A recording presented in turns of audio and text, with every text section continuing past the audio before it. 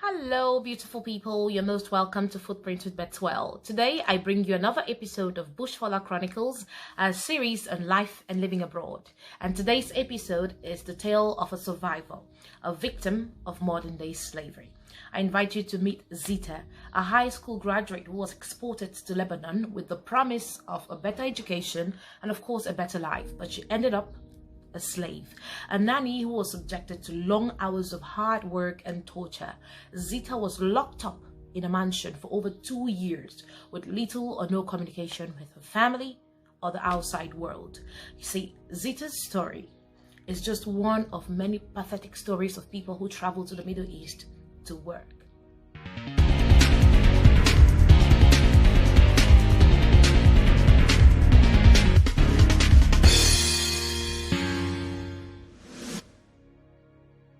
In Lebanon, I have an aunt who have stayed there for like 25 years. So after my studies, when I was already schooling, when I was already going to my computer classes, she called me and she asked me, what next? You know, since you are out of high school, since you finished high school, what is the next thing you would like to do? So I told her that for now, we don't have money to go to school. I don't have money to go to the university. So I'm just like a kind of passing my time to do computer. So she said, oh, that's a good idea. I should come and meet her in Lebanon. They asked me if it would be a good idea for me to come and meet her in Lebanon, that she would send me for further studies. So I accepted, and it took her like 1 week to do my visa, and that was how I found myself in Lebanon. So you got to Lebanon believing that you're going to school, believing that you were going to continue your computer studies or whatever kind of program she promised that you were going to do. And then you ended up as a maid. How did that happen? So like I earlier said, I was actually going to Lebanon to meet my aunt, who promised to send me to a computer school. So when I got there, I discovered that she just needed somebody to come and be helping her in the shop. Somebody who can come and help her and sell in the shop. That was not our agreement. So I decided to sell with her for like 2 months, 3 months. So I was tired of it, because selling with her, I don't have any gain. You know, she does not pay me, so no wages. It's meaningless. So I told her that I'm tired of working here, because you promised to send me to school, not for me to come and be selling for you.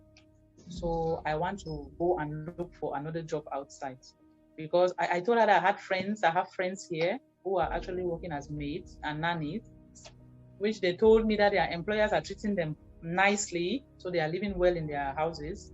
So me, I also want to live like them. I also want to be earning money. I want to leave her house. I want to go and look for my own job. So she made me to understand that if you leave this house, that's the way we are living here in Lebanon. The people, they are so hard. They are heartless. I'm sorry for using that word, but most of the people. So they will not treat me well. So I insisted that I want to move out. I want to go and look for my own job. So by so doing, I called my mom and explained everything to her, which she gave me the permission to go ahead, that if I like to look for a job that I will earn money, I should go ahead and look for a job. So I have to call those my friends that are living there in Lebanon. I called one of them. So they sent me an office number. The agency that is recruiting nannies. So they have to send the number. That was how I called the office, and they told me to come with my belongings. That people are always available. That employers are always available. That are looking for nannies. They are always available. So I should come with my belongings. That was how I carried my things. I went to that office, and my employer came. So your auntie allowed you to go? Yes, but she was angry. She was so angry with me, because she first of all frightened me that if I go out of her house, I'm going to suffer. So I'm not going to make it in life, because the people there they are not treating people nicely. But I insisted that no, I will leave. So she gave me a warning that before leaving this house, make sure you delete my number from your phone. And if you go out there, any situation that you're facing, make sure you never call my number again, because I will not be there to help you. So that was how I left her house. Angrily also, because I was eager for a job. So I had no So I also left her house, and that was how I find myself in that office. And they called my employer that the nanny you were looking for, she's here in the office, so you should come and take her home. So they came to the office. And then they told me that I will be living with them, that I will have only 1 year contract with them. Then I was to work as a nanny, not a maid. So they came with a contract paper, which was written in Arabic. So they asked me to sign. So I was like, no, I don't understand anything on this paper. So what is the paper talking about? So they said, forget about the writings that you see on the paper. The paper is saying that you work in our house for 1 year, you work as a nanny, and we'll pay you a sum of $200, which is equivalent to 100,000 francs CFA, I think. Yeah. So they told me everything, with their sweet mouth. They told me that they'll treat me well, they'll give me food, nice things, they'll give me my own room, they'll provide everything for me. So I was so happy to go with them. So you signed the contract in Arabic? Yes, I signed the contract. Oh, no. Without knowing what was you believed everything that they told you, and you signed a contract in Arabic. You were not suspicious. No, because their faces, they look like humble people. So, wow, you were that desperate. I would not sign a contract in Arabic. Why on earth would I sign a contract I know nothing about in the strange land? Oh my God, girl, that was the first disastrous step you took, signing that contract. Oh my. So then you went to the house. How was your first week with them? How was your first week with them? They were actually nice, but on the first day, when I reached the house, I actually saw my own African sister, like a maid that have been there for like 1 year and 7 months. Was she working for your boss, or she working for another family? I don't know. Was she working for your boss? No, she was not working for my boss, but she was working for my boss's mother. Yeah, okay. She was working for my boss's mother. So we actually have our own house. But my madam decided to come and stay there because she knows that bringing a maid into the house, a maid who does not know anything about cleaning, taking care of kids. So she said, by so doing, if I live with them, the African maid is going to teach me how to do the stuff, the things. Their routines. Yeah. So it was some sort of probation. It was some sort of probation for you living with this other maid in the general family house. It was like a probation while preparing you for the real job. Yes, because she was supposed to be the one to teach me how to do the entire chores. Yeah. Sorry, before entering the house, they gave me my own rules and regulations. So they said this maid that I'm living with, she has been waking up every 6 a.m. in the morning and going back to sleep around 8 a.m. in the evening. So they gave us our routine that I need to follow what the maid is doing.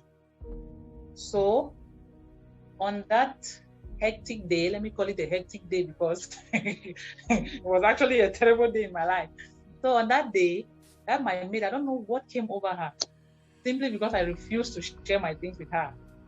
She lied to my madam. She told her that I'm lazy, that for the past 1 week that I've entered this house, I'm not doing anything. She's trying to train me. I'm like doing my own things that I like. That was how my madam started changing, It started changing for like 3 days. So I saw her mood. Her mood was not like, it was not like before. So I was also wondering what was happening. I said, okay, if anything is wrong with me, my madam will be the one to tell me because I don't have to go and ask because I don't know what I have done.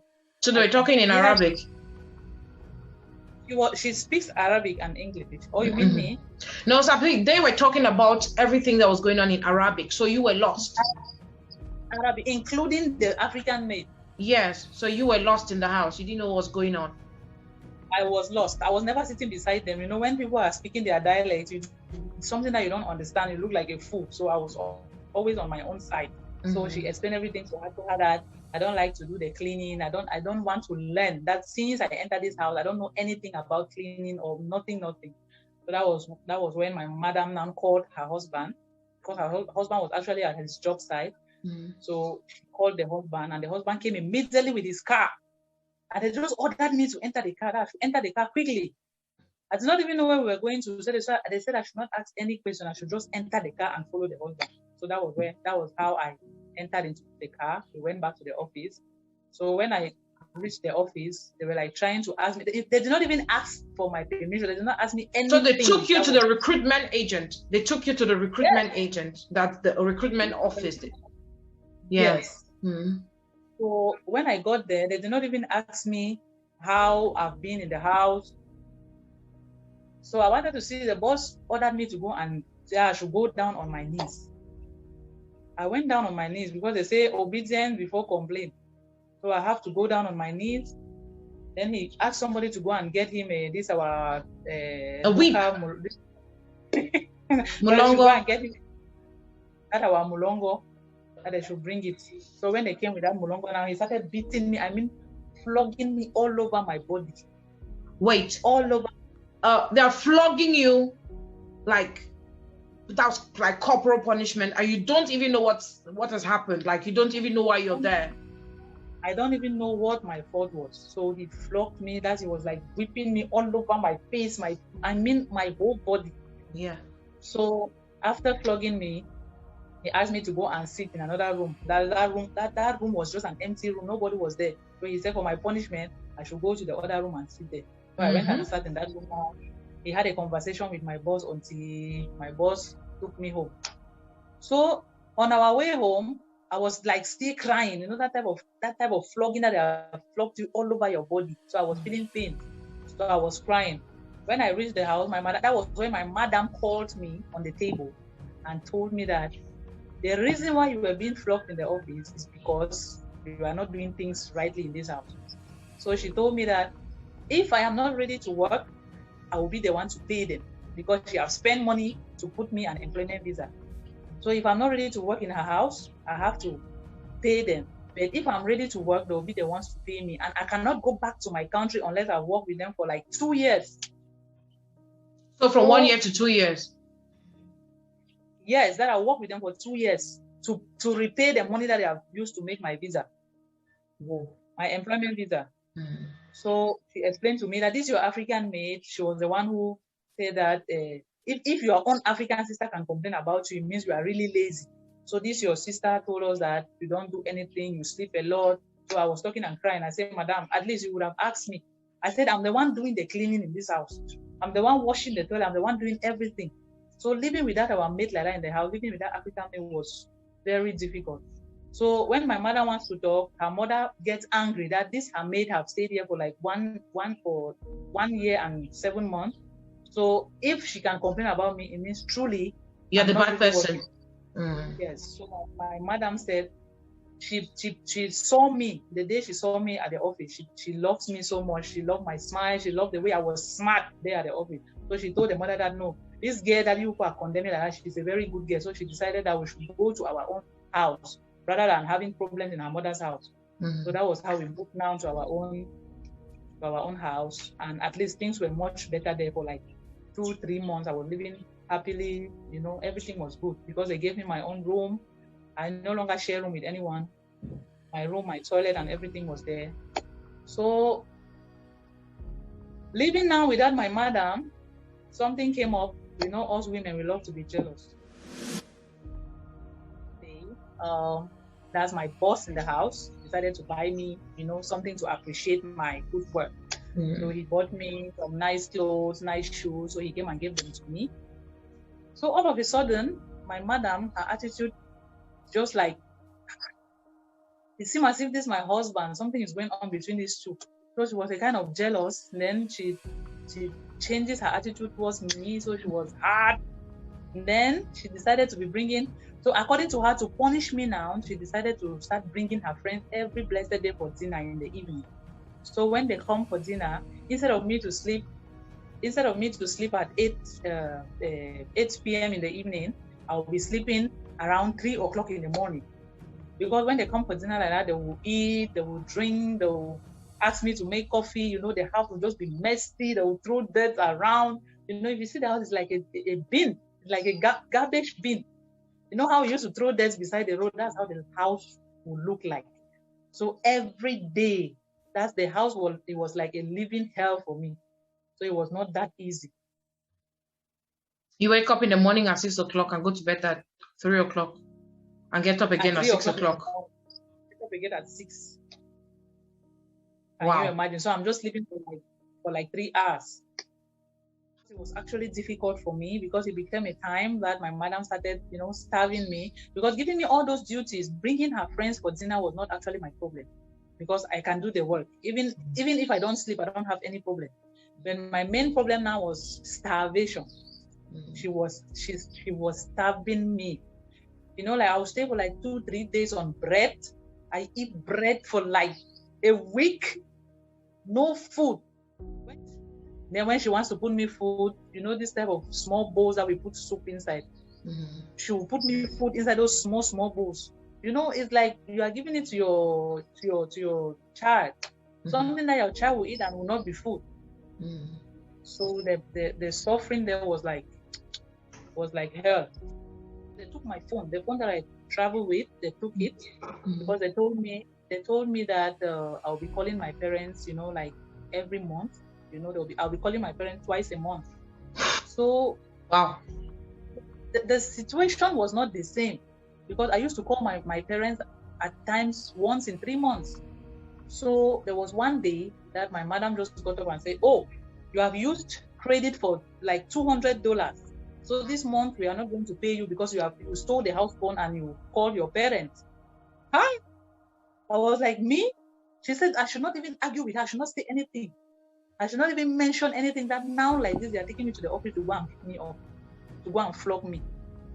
So, that kind of, I said, your phone is having a password because they have their house phone. This is their fixed phone. Before calling somebody, you need to call the office, that the phone office, the way they have connected the phone. You need to call an office first. Then when calling, they are registering, your voice is being registered there in the office. And everything that you say, anything that you are saying is being registered there in that office. I asked my madam, I said, you said I've used your phone to make calls, and then I've used credit for $200. How come? I said, okay, since you said that my voice is being registered in the office, take me to the office so that they can play my voice for me to hear. She said, I should not even say anything.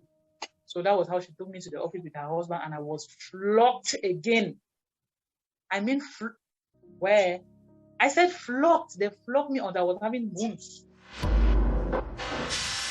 But I was being starved. I was being flogged for no reason. For reasons that I don't know. I was being flogged. Flogged like a proper slave. I was being locked up in the house, for like 6 months. I don't see outside.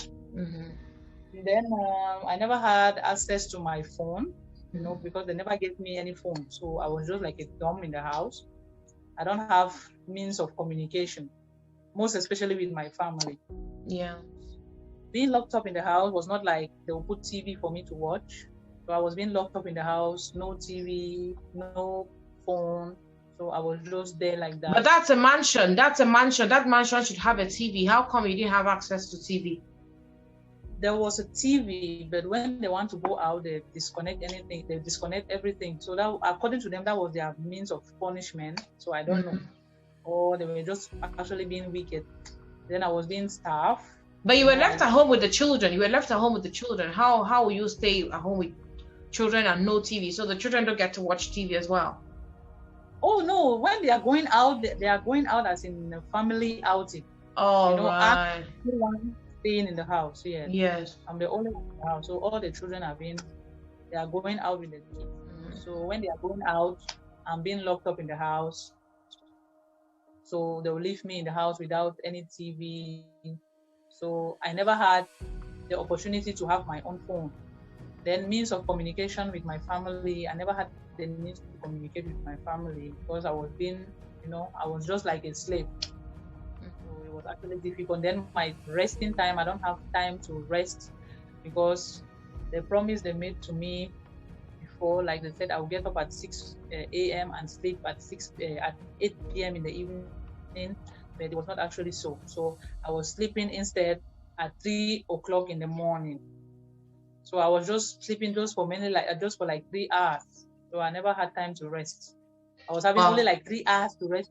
Yes, to rest on the bed. So you worked 2 years and what, 7 months with no leave whatsoever. You had no leave, like no holiday.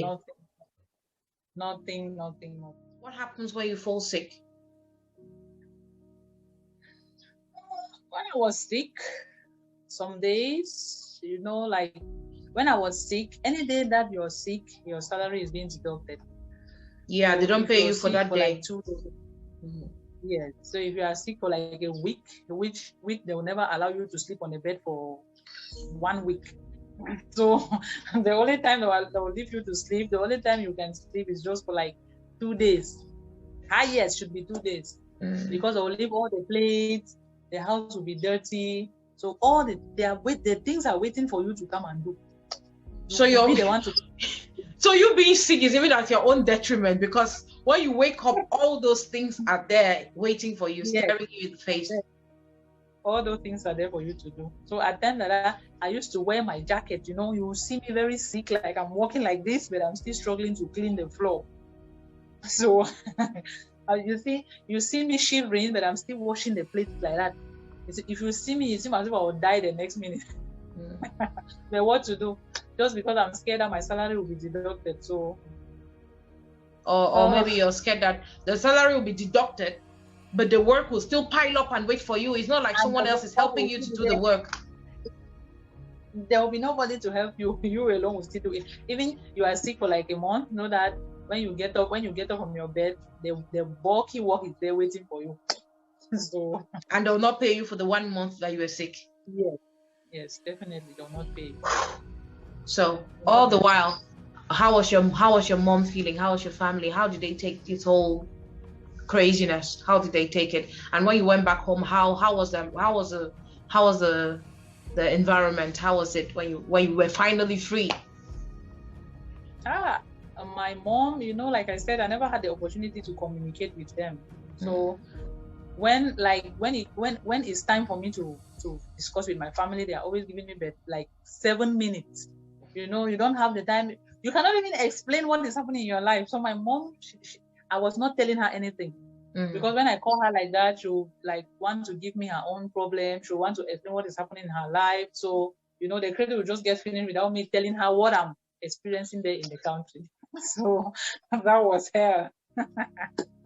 So it was really difficult. Then when I got back home, like my mom seeing me at the airport, she was like, "Oh my God, I don't believe this is my daughter." She cried. She wept. I was like I was really pale. So it's until you got back home that your mom knew everything you've been going through. Yes. That was when she knew. That was when I explained everything to her. When I got back home, she cried. She cried. She swore that she would never send me again to that type of country. Yeah. But if you were to say something to parents, who are in that kind of situation like your mom, trusting and all, what have you learned? You are a parent now. What have you learned as a parent? If your child was to make that kind of decision, what's your message for parents and young people out there who have all these ambitions? Because all parents like that, we are always excited when we hear about going out of the country. My child is abroad, but we don't bother to know what they are facing out there, or we don't know what they are going out there to face. So the only thing I would say is that please, so parents, when sending your child out of the country, always send your children out of the country, make sure you know where you are sending your child. Because to me, I would say at least you should have at least 1 or 2 backups. I mean, you should have 1 or 2 people out there where you are sending your child, so that if it gets bad here, the child can move to this other area and live with this other person. Because my aunt there, she told me never to call her number again, ever again in my life. So I had no other way to go to. So I'll advise parents out there that before sending your child out of the country, make sure you know where you're sending your child. Yeah. So don't just get excited that your child is going abroad. If you are just like happily sending your child without knowing the situation of the place. Yeah. So I'll advise anybody that is living Cameroon to go to any country, any document that they give you to sign. If you don't know what is written on that document, please don't sign it. Don't sign any. You might just be signing your death warrant. You can sign it like that. They say they are going to sell you for to some people to eat you. So you use your hand and sign it then. That's it. So please, when going to anywhere, try to investigate. Investigate about the country very, very well before going there.